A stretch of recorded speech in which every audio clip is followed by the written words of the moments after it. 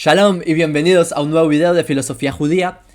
Este video lo estoy haciendo porque desde que abrí esta página me lo han preguntado varias veces y yo no había hecho un video, digamos, mostrando fuentes o profundizando más en el tema. Yo había hablado de este tema de forma más superficial.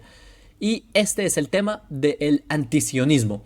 Pero no cualquier tipo de antisionismo, sino el antisionismo que viene dentro del mismo judaísmo. Les voy a explicar en grandes rasgos, para los que no conozcan la terminología, qué es sionismo. El sionismo, básicamente, así en grandes rasgos, es la ideología que está a favor de que el pueblo judío tengamos una autodeterminación nacional y que tengamos un país en nuestra propia tierra.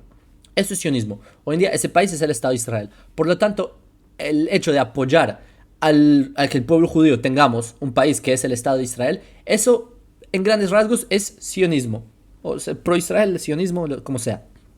No obstante, está una idea que dice lo contrario, que los judíos no tenemos derecho a tener un país, que el Estado de Israel debe ser desmantelado, exterminado, acabado, lo que sea, y se oponen al hecho de que los judíos tengamos esa autodeterminación nacional. Eso se llama antisionismo.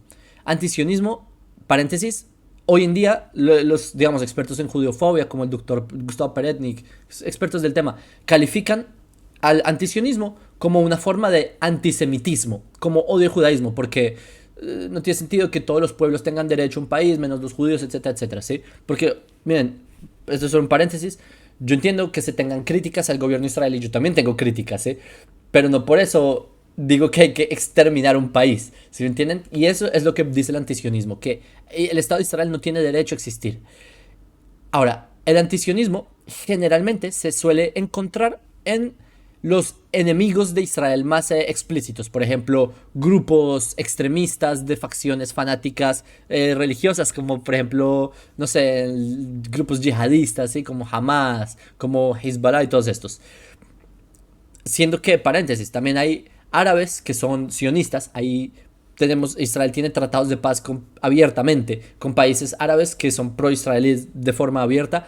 También hay facciones del Islam, escuelas del Islam, que son sionistas y se basan en la Sura 5, etcétera, del Corán. Pero el punto es que no solamente de las personas que son ajenas al judaísmo se encuentra esta oposición al sionismo, también dentro del mismo judaísmo se puede encontrar un antisionismo. Y generalmente se encuentra en ciertas facciones de grupos hasídicos, no todos, hay grupos hasídicos que son sionistas, hay otros que son neutrales, que no tienen opinión ni pro ni contra del movimiento sionista, pero hay ciertos grupos que son antisionistas. Ahora, como quizás ustedes saben, en el judaísmo hay algo que se llama mahloket, que es que siempre que hay un tema, suelen haber distintas posturas sobre ese tema. Y como el sionismo es un tema tan fundamental, el hecho de que los judíos hayamos retornado a nuestra tierra después de 2000 años para poder volver a tener una independencia nacional, es un tema que obviamente despierta distintas posturas de cómo se debe abordar este tema. Y por eso es que no estuvo exento el sionismo también de ser un tema que tuvo una contraposición dentro del mismo judaísmo. Ahora, lo que debo decir concretamente es que el antisionismo dentro del judaísmo es una minoría. Se estima en las estadísticas que los que son judíos, que son sionistas, se trata del 97% de los judíos del mundo que son sionistas, o abiertamente, o que tienen una empatía o una cercanía por el Estado de Israel. Mientras que los antisionistas se estima que son el 3% del pueblo judío. Es decir, se trata de un movimiento menor que aún así considero que es relevante abordar los argumentos que ellos traen para entender por qué existe un antisionismo dentro del mismo judaísmo. Ahora, quiero comenzar hablando de una noción errónea que se tiene del tema, y es que dicen, y esto lo escuché por allá, de que el movimiento hasídico no apoyó al sionismo desde el comienzo. O sea, el movimiento hasídico se opuso al sionismo del comienzo. Eso es falso. El movimiento hasídico al comienzo no tenía una opinión concreta. Los rabinos que se opusieron al sionismo desde el principio fueron 4 rabinos. De todo el mundo solo hubo 4 rabinos que se opusieron al movimiento sionista. Fue más adelante, a mediados del siglo XX, que comenzó, por mediados del siglo XX, que comenzó a despertarse una postura antisionista en más grupos dentro del hasidismo.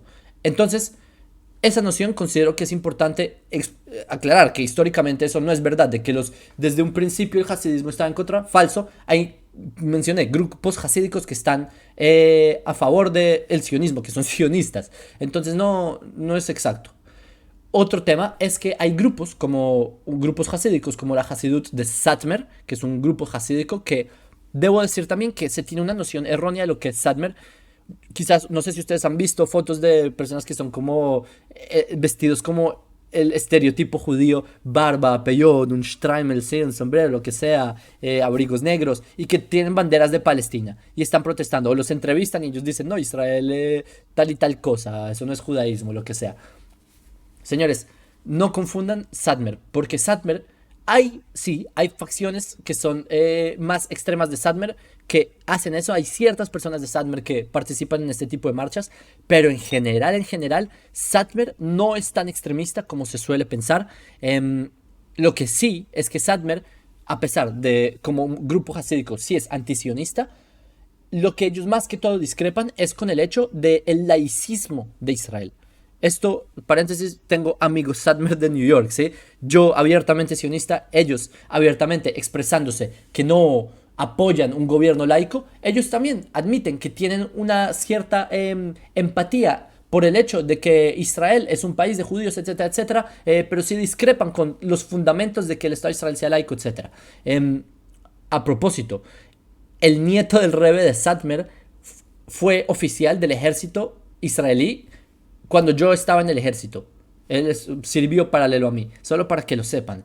En todo caso, los que primordialmente se oponen al Estado de Israel de forma abierta, y ellos son los que ustedes generalmente verán en marchas con banderas de Palestina, así quemando banderas de Israel o abrazándose con líderes totalmente extremistas como en Irán y cosas por el estilo, es un grupo que se llama Natura y Carta.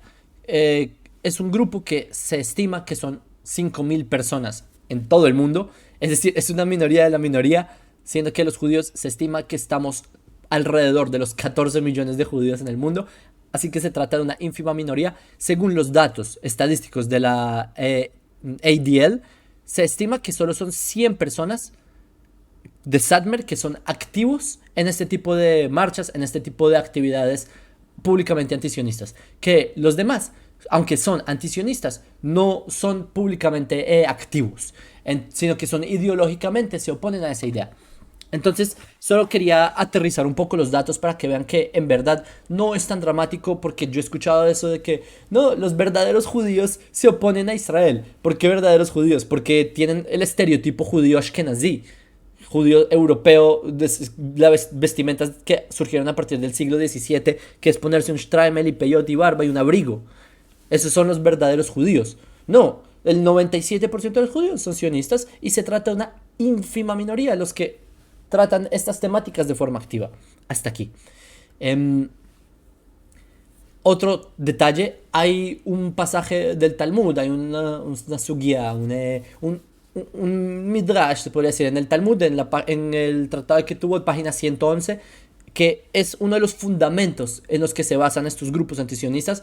Este tema que les acabo de mencionar lo voy a tratar en otro video. Es el tema de los 3 juramentos que se hizo Israel y las naciones. Lo voy a tratar en la segunda parte de este video. Por ahora quiero seguir avanzando con otros argumentos, digamos, para seguir desglosando el tema. En ciertas facciones del antisionismo, para ellos referirse a donde yo vivo, que es Israel, no se refieren como al Estado de Israel, sino como a la tierra de Israel, Eretz Israel, y no como al Estado de Israel, porque ellos argumentan de que lo que hace referencia a la tierra de Israel no es política, sino que es religioso, que acá eso es un cuerpo, el Tanaj y las fuentes hebreas hacen referencia a una entidad religiosa y no a una entidad política. Por lo tanto, hacen referencia a esta tierra como a la tierra de Israel y no al ente político Estado de Israel. Pero esto no es exacto. Es verdad que la literatura judía mishnaica y posterior hace referencia a Eretz Israel, pero en nuestra fuente máxima, en el Tanaj, en el libro de libros, en nuestro libro base de donde parte toda nuestra forma de pensamiento, ahí no se refieren a esto como a la tierra de Israel. se refieren generalmente en la Torá, por ejemplo, ustedes nunca van a encontrar la expresión Eretz Israel, la tierra de Israel, no la van a encontrar como la tierra de Canaán y otras expresiones, pero no como la tierra de Israel. Los únicos lugares donde ustedes van a encontrar expresión tierra de Israel son los siguientes. Busquen ustedes, acá aparece la expresión tierra de Israel. Y, oh sorpresa, se suele referir a el territorio del reino del norte. Les recuerdo brevemente, después del reinado del rey Shlomo hubo un cisma. El reinado del rey Salomón se fraccionó en dos. Y el norte fue el reino del norte, el reino de Israel, y el sur fue el reino del sur, el reino de Judá, el reino de Judea. Y el Tanaj en estas citas se suele referir, cuando dice la expresión tierra de Israel, se refiere al reino del norte, no a Jerusalén, sino al reino del norte. Es más, acá hay una cita en 1 Crónicas 13, dice tierras de Israel en plural. Así que la terminología tampoco es muy ambigua, se refiere a tierras en plural. Hay dos fuentes donde se refiere, esto es antes del cisma, que es en 1 Samuel y 1 Crónicas, que esto es en tiempos del rey David, cuando estaba ya unificado Israel. Que entonces vemos que no es exacto el hecho de que no se refiere a la tierra de Israel porque es un ente religioso y no un ente político. No es exacto. Es más, les quiero mostrar una cita más. En Ezequiel, en profeta Ezequiel 27:17, separa Yehudá ve Eretz Israel, separa a Judá y la tierra de Israel, como si se tratara de dos cosas distintas, la tierra de Israel y otra cosa es Judea. Entonces, me parece que ese argumento es erróneo, especialmente porque generalmente el Tanaj, cuando se refiere a la tierra de Israel, digamos como lo llaman ellos, generalmente sí se usa una terminología de un ente político. El reinado de Judá, el reino de Judá, el rey, en los días del rey Tzidkiyahu de Judea. ¿Se me entienden? Cuando hace referencia a la zona, generalmente sí hace referencia a un ente político. Entonces, a mí me sorprende mucho ese argumento antisionista de que se refiere, cuando se habla de este tema, desde toda la historia se ha hablado como de un ente religioso. No es exacto. No es exacto, el Tanaj lo habla como un ente político y cuando habla de la tierra de Israel, en la mayoría de casos, excepto cuando el rey David unificó, etc. Bueno, cuando se estaba unificando, estaba en proceso de unificar, porque ahí creo, si no me equivoco, habla de también cuando lucha con Goliat, si mi memoria no me falla. Pero generalmente, cuando habla de tierra de Israel, se refiere al norte y generalmente sí utiliza la terminología de ente político. Entonces, quiero hablarles de un sabio de Israel del siglo pasado, el Rab Issachar Shlomo Teichtel. Bendita sea su memoria y que Hashem vengue su sangre. El Rav Shlomo Teichtel, bendita su memoria, él fue uno de los principales líderes judíos de Europa, de toda Europa. Fue, también, o sea, además de venir de una línea de descendencia de grandes rabinos, él fue el director del tribunal rabínico, ¿sí? Del Beit Din Rabbaní de Checoslovaquia, o sea, Checoslovaquia, les recuerdo, era un país unificado grande. Fue un rabino muy grande que él posteriormente fue asesinado por los nazis durante el Holocausto. Y él relata en su libro que tiene varios libros. En uno de sus libros él relata, esto fue durante la época de la Segunda Guerra Mundial, como el Rav Shlomo Teichtel, en un principio, inicialmente, él era antisionista. Él se oponía a la idea del sionismo. Pero debido a la Segunda Guerra Mundial, él debió ocultarse de los nazis. Y estando oculto, él cuenta cómo fue que él tuvo tiempo para revisar las fuentes judías. Todo esto está en la introducción de Emma Banim Smeja, es el libro de él, ¿sí? Y él revisa las fuentes judías sobre el tema para poder entender el tema del sionismo, y él llega a la conclusión que el sionismo está fundamentado en todas las fuentes judías, está fundamentado con la Torá, y él escribe una obra maestra en donde trae un sinfín de fuentes que explican la importancia y la validez del sionismo. Y así es como el Rav Issachar Shlomo Teichtel, el bendita su memoria, él se vuelve sionista, y él también cuenta ahí que los sabios de Budapest, ellos simplemente eran antisionistas porque no habían revisado las fuentes del tema. Ellos eran antisionistas porque es más fácil decir prohibido que indagar en el tema en sí. Entonces, esto es solo un dato curioso para que lo sepan, que muchas veces, y a mí me ha pasado, que yo he hablado con personas que son antisionistas de grupos hasídicos y no tienen ni la más mínima idea de las fuentes. Yo les pregunto, basándose sobre, por ejemplo, las leyes del Mashiach, de Rambam. No conocen. Entonces, ¿cómo saben cómo se verá un futuro país si no saben cómo es las leyes del futuro rey de ese país? No, o sea, entonces, por eso es importante entender que muchas veces también es por el tema de que no se indaga lo suficiente. Es un tema, no quiero decir que todos son ignorantes, hubo rabinos muy sabios como el Rav Yoel Teitelbaum, que fue el rabino de Sadmer, que son sabios de Israel, que sabían mucha Torah, 100%. Solo digo que en general muchas veces la agresividad y digamos por parte de grupos antisionistas suele muchas veces venir de la ignorancia, y lo he vivido en carne propia y se lo estoy diciendo porque he dialogado con ellos, porque a mí me gusta entender otros puntos de vista, ustedes me conocen. Otro punto es que dicen, no, el judaísmo es religión, no debe ser política, no hay política. Señores, esto es un argumento que se derrumba con solo leer el Tanaj, ¿sí? Solo fue a partir del exilio de Roma, que incluso como unos 4 siglos después del exilio de Roma, que se empezó a dejar de lado la política, porque en los primeros siglos, desde la destrucción del templo de Jerusalén, durante los primeros siglos, el pueblo judío siguió tratando de restablecer la independencia nacional. ¿Sí? Les digo un par de casos, ¿sí? Esra y Nehemías, esto fue previo a la destrucción de Roma, ¿sí? Esra y Nehemías con el retorno a Sion. ¿Qué hicieron? Todo fue un lobby político, todo fue por el edicto de Ciro, ¿sí? Un reino judío que incluso en Isaías lo llaman Mesías. Que fue un edicto que le permitió políticamente a los judíos retornar a la tierra, y posteriormente se ganó una independencia nacional con los macabeos. ¿Qué hicieron los macabeos? Sacar a Grecia, a los seleucidas, para restituir la independencia nacional. Los reyes de Israel, que los reyes de Israel no es política, eran los rabinos de Israel, no, los reyes de Israel, líderes políticos. La Torah misma habla una y otra vez de ir a conquistar la tierra de Israel, de heredar la tierra de Israel, de poner un rey en ustedes, etc. Política. Es más, solo basta con pensar en la idea futura de que el Mesías será un rey.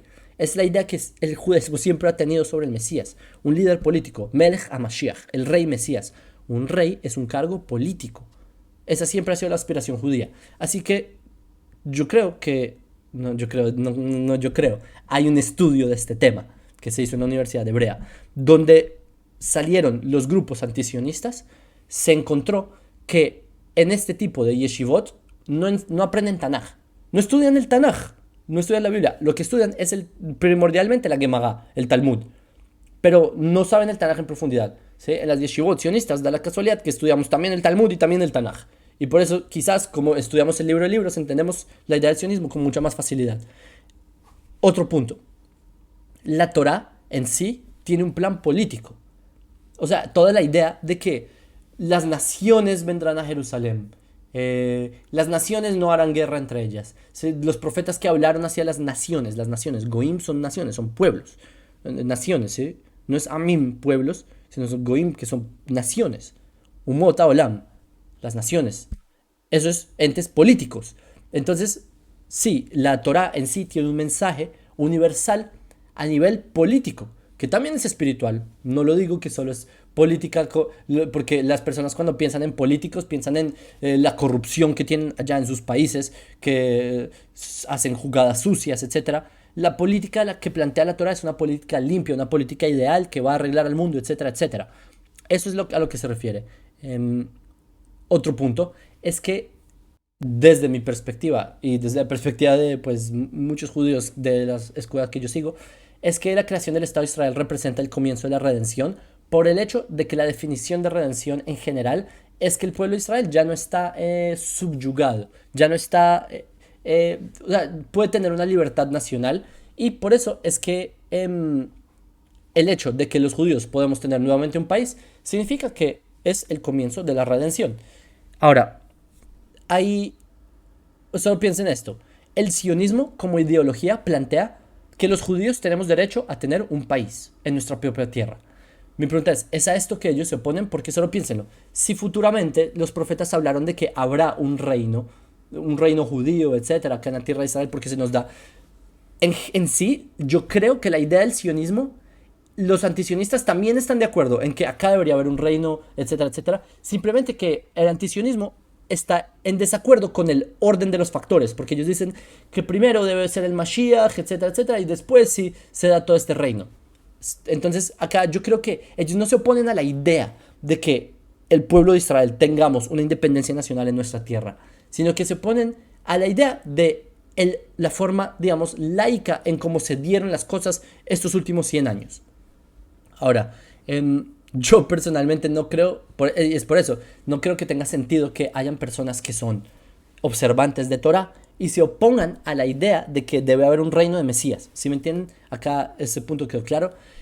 Ahora, otro punto que también acá tengo es que el hecho de que hoy el Estado de Israel sea laico no significa que no pueda haber Teshuvah, porque la Teshuvah existe. Es decir, hace 60 años el Estado de Israel era mucho más laico de lo que es ahora. Hoy en día hay muchísima más Torah. De hecho, en palabras del Rav Ovadia Yosef, que fue uno de los más grandes de quizás los últimos siglos, se podría decir, que él dijo que en nuestra generación, en estos días, no ha habido más Torah ni a nivel de cantidad ni a nivel de calidad que desde la época de los Hasmoneos, o sea, desde la época del milagro de Hanukkah. ¿Sí entienden? El Rav Ovadia Yosef, que se falleció en el 2013, bendita su memoria, pero que no hubo tanta Torah, ni siquiera en la época de los Tanaitas, ni de los Geonim, sino que esta es una época con más Torah desde la época de los Hashmonaim, de los Hasmoneos. Entonces, no vamos en mal camino. Por eso yo digo que incluso el argumento antisionista, yo entiendo que ahora molesta el laicismo, etcétera, etcétera, pero eso no significa que en un momento no se empiece a hacer una teshuva más grande en Israel. Ahora, quiero mostrarles un tema interesante y es sobre el hecho de cuál es la diferencia entre los días del Mashiach y nuestros días. Esa pregunta la hace el Talmud. De hecho, esto aparece unas 4 veces en el Talmud. Se trata como creo que en el Tratado de Pesajim, en el Tratado de Shabbat. Les quiero mostrar una de las fuentes en donde sale, que esto es en el Tratado de Berajot, que dice así, les leo. Como dijo Shmuel, la única diferencia entre este mundo y los días del Mesías es la servidumbre a los reinos extranjeros. ¿Qué es la servidumbre a reinos extranjeros? Que el pueblo de Israel tendremos, o sea, cuando nos liberemos del yugo de las naciones, ¿sí? Shiavud Malhuyot, cuando nos liberemos de ese yugo y ya no tengamos yugo, sino que seamos independientes, en ese momento, esos son los días del Mashiach. O sea, esa es la característica que caracteriza a los días del Mashiach.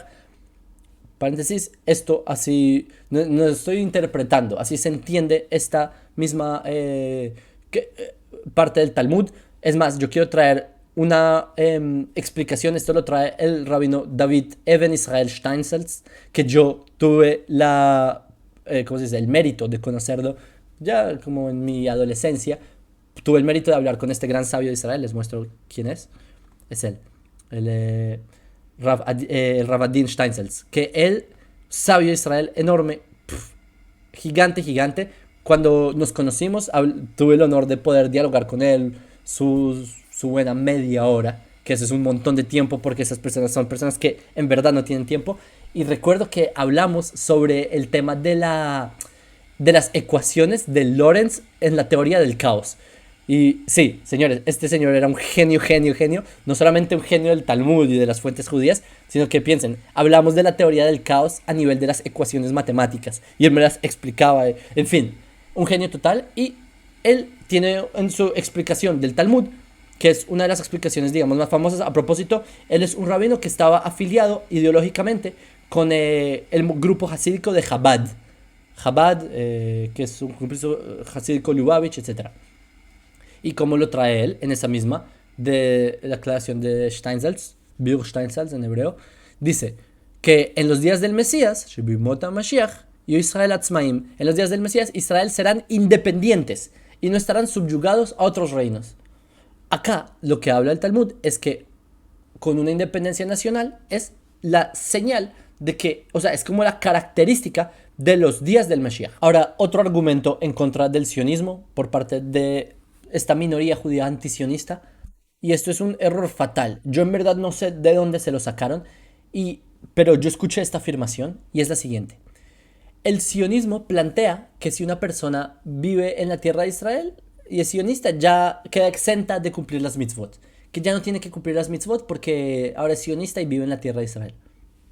Señores, eso es falso, eso no existe. Ningún pensador sionista dijo o propuso, o no hay ninguna rama del sionismo que plantea eso. De que porque una persona es sionista y vive en Israel ya no tiene que cumplir la Torá y ya no tiene que hacer las mitzvot. No hay ramas del sionismo que planteen tal cosa, ¿ok? No, entonces el sionismo no viene ni siquiera, de hecho el sionismo más laico, ni siquiera viene a proponer ideas alágicas. Entonces no, hay incluso ramas del sionismo que son fundamentadas en los textos de la halajá. Es como lo que se llama Dati Leumi. Esta noción de que el sionismo plantea que vivir en la tierra de Israel deja exenta a las personas de cumplir mitzvot es erróneo. Y cuando lo escuché no entendí de dónde se sacaron ese argumento totalmente irracional. Y les quiero, no obstante, mostrar citas de los mismos sabios de Israel sobre este tema en puntual. Esto está en el Sifri, esto es el Sifri Dvarim. Dice la siguiente, les leo, sí, acá no sucedió. Y sucedió con Rabbi Elazar ben Shamoa y Rabbi Yohanan Asandlar, que viajaban a Netzivim, a donde Rabbi Yehuda ben Beteira, para aprender Torah de él. ¿Qué pasó? Que al llegar a Sidón, entonces estos dos sabios, ¿sí? Rabbi Elazar ben Shamoa y Rabbi Yohanan Asandlar, ellos salieron de la tierra de Israel para aprender donde Rabbi Yehuda. ¿Qué pasó? Que al llegar a Sidón en hebreo, cuando llegaron a Sidón, se acordaron de la tierra de Israel. O sea, ellos salieron de la tierra de Israel para estudiar Torah. No es que salieron para ir a una fiesta y ni salieron para ir de paseo de turismo. No, salieron para estudiar Torah con otro sabio. Al llegar a Sidón, se acordaron de la tierra de Israel, por lo que levantaron sus ojos y lloraron y rasgaron sus vestiduras y recitaron este versículo. Es un versículo en Deuteronomio 12 que dice: y heredarás y habitarás su tierra, en su tierra. ¿Y qué pasó? Ante lo cual regresaron y vinieron a su lugar, o sea, volvieron a la tierra de Israel. Y dijeron, y pronunciaron esta frase: habitar en la tierra de Israel equivale a todas las mitzvot de la Torah. Yeshivat Eretz Israel Shkula Keneged Kol mitzvot Shebatorah. Esto no lo dije yo, esto no lo dijo el movimiento sionista moderno laico que quiere acabar con la Torah y conspiraciones irrealistas. ¿Sí? Que quizás fueron relevantes en la época en la que estaban los kibbutzim al principio del siglo XX, finales del XIX.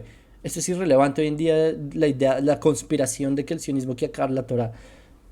De hecho, el gabinete del gobierno de Israel es bastante pro la idea de tener a los Haredim en la coalición, etc. Pero en fin, a lo que quiere decir esta cita es que los sabios de Israel pronunciaron esto.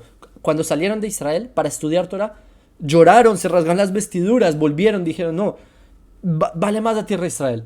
Entonces, habitar en la tierra de Israel equivale a más que todas las mitzvot de la Torah. Ahí tiene la cita. Entonces, esto es para los amigos antisionistas que le están reclamando algo a lo que plantea el sionismo, siendo que tenemos una cita de los sabios de Israel que dice lo mismo. No es la única cita, les quiero leer lo que dice la Tosefta en Avodah Zarah. Les leo acá, es apropiado.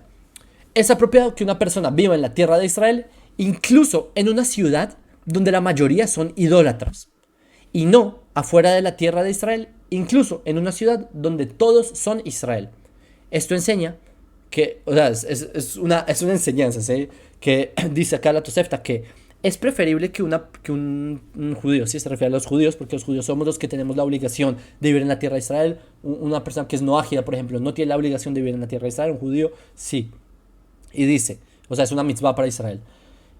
Dice que para un judío es preferible vivir en la tierra de Israel rodeado de idólatras, o sea, solo lleno de idólatras, a vivir en la diáspora con toda la comunidad y judaísmo y así, que todos son del pueblo de Israel.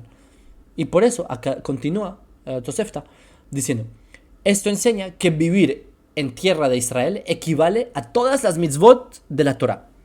Melamed sheyeshivat Eretz Israel shkula keneged kol mitzvot shebatorah. Entonces, que si entienden ese argumento de que, y lo he escuchado, ¿sí? Y está en video por allá en YouTube, no lo voy a poner simplemente para no ni siquiera hacer referencia a esto, pero es para que entiendan el nivel. Que le reclaman algo que los mismos sabios de Israel afirmaron que sí, que la tierra de Israel es muy importante. No significa, paréntesis, no significa que por el hecho de vivir acá no hay que cumplir las mitzvot. No significa eso, ¿sí? Estas fuentes que les acabo de mostrar hay que saber cómo se entienden, ¿sí? No, no es literal que, bueno, como vivo acá, exento. No es eso. Sino que acá nos están tratando de decir los sabios de Israel sobre la importancia de vivir en la tierra de Israel. Eh, Incluso cuando todos son laicos, incluso cuando todos son idólatras, ni siquiera laicos, idólatras, idolatran. Incluso es preferible vivir en la tierra de Israel. Eh, Ahora, les quiero decir otro dato importantísimo, que los preceptos de la tierra, los preceptos de la Torah, los preceptos del judaísmo, fueron diseñados para la tierra de Israel, no fueron diseñados para la diáspora. Y esto con mucho dolor se lo digo a mis amigos judíos que están afuera de Israel. Obviamente no, las leyes noágidas son las leyes que son diseñadas para las naciones del mundo, que son diseñadas, que sí son para la diáspora. Las leyes de Israel son leyes que están diseñadas para la tierra de Israel. Las leyes del pueblo judío están diseñadas para la tierra de Israel, no para la diáspora. Y lamento decirle a mis amigos judíos, no significa que no tienen que cumplir las mitzvot en la diáspora. Tienen que cumplir las mitzvot en la diáspora. Eso es jová, es obligación, obviamente. Sino que a lo que me refiero es que su objetivo, el objetivo de las mitzvot, tiene sentido en la tierra de Israel. Y les doy un par de ejemplos. Por ejemplo, la sukkah. Sukkah, que es como una cabaña. La sukkah está diseñada para la tierra de Israel. No tiene sentido que en esa época del año, en Europa, por ejemplo, en un clima brutalmente frío, incluso hay partes del año donde hay nieve, se armen una sukkah. No, no está diseñado para la diáspora, una sukkah en la nieve. Eso no tiene sentido. Esta mitzvah fue diseñada para la tierra de Israel. Por ejemplo, Yom Tov. Yom Tov, los que saben qué es. Yom Tov en la tierra de Israel es un día. ¿Por qué afuera de la tierra de Israel es 2 días? Porque los sabios necesitaban encajar con el horario donde realmente importa el Yom Tov, que es la tierra de Israel. Etcétera, etcétera. Cualquier ejemplo que me den, las mitzvot, los preceptos fueron diseñados para cuando entres a la tierra de Israel, o para recordar la salida de Egipto, cuyo objetivo era venir a la tierra de Israel, etcétera, etcétera. Entonces, eso es otro punto importante. Y no solamente lo digo yo, quiero mostrarles. Esto es Daniel Cuchimoni, y dice lo siguiente. Y os perderéis pronto, ¿sí? Vavatemera. Eso es un versículo en Deuteronomio 11, que también lo decimos en el Shema. Dice, bueno, hay 2 veces me parece esta expresión, Vavatemera. Creo que se dice 2 veces, pero en fin. Dice, aunque los expulsaré de la tierra, sigan cumpliendo las mitzvot. Es lo que les dije. También los judíos en la diáspora tienen que cumplir las mitzvot. Tienen que ponerse tefilín, etc. Para que cuando regresen no sean nuevas para ustedes. Es decir, que acá el punto es que ¿por qué siguen cumpliendo las mitzvot afuera de la tierra de Israel? Porque pensaríamos, bueno, si las mitzvot fueron y esta es la lógica de acá en el Cuchimoni, que si las mitzvot fueron diseñadas en la tierra de Israel, para la tierra de Israel, una vez fue el exilio, ya no tendrían que cumplir, los judíos no tendrían que cumplir las mitzvot, los preceptos. Pero no, acá nos dice el Cuchimoni, sí, también afuera de Israel, a pesar de que fueron diseñadas para la tierra de Israel, también afuera de Israel tienen que cumplirlas. ¿Para qué? Para cuando regresen. Porque el pueblo judío, ustedes van a regresar. En 1948 ustedes van a tener un país. Dios los va a retornar, porque lo prometió. Van a volver a tener un estado y ustedes van a volver a su tierra. Y para cuando vuelvan a su tierra, ustedes van a saber cómo hacer las mitzvot. Para eso, ustedes deben seguir haciendo mitzvot afuera de la tierra de Israel, para cuando ustedes vuelvan a la tierra de Israel. Es decir, aquí el objetivo final es para que regresen a la tierra de Israel. Las mitzvot son para que las mitzvot no sean nuevas aquí, para que no sean raras, para que no sean extrañas, sino que ustedes sepan hacerlas aquí. Ese es el punto. Otra fuente, Rabbeinu Bajie. ¿Sí? Es un poco más largo y les leo. Acá, pongan mis palabras, estas. Vesamtemet varay ele. Eso también está el del Shema. Dice, pongan mis palabras estas. ¿Qué se refiere a esta expresión en Deuteronomio 11:18? Dice, nuestros sabios aprendieron que incluso después de que estén en el exilio, sigan estando obligados a cumplir las mitzvot. Pónganse tefilín, hagan mezuzot, para que estos mandamientos no les resulten nuevos cuando regresen. Nuevamente, vemos que el Rabbeinu Bachir trae esta misma opinión, muy posiblemente de este mismo Midrash. Así dijo, una cita del profeta de Jeremías, así dijo, em, ponte señales, ¿sí? Atzivilach tziunim, así dijo el profeta. Esto significa que, aunque cumplimos mitzvot fuera de la tierra de Israel y requiere nuestro cuerpo cumplirla en todas partes, los sabios, Zichronam Libraja, bendita de memoria, los sabios nos enseñaron que estas primordialmente son para ser cumplidas en tierra santa.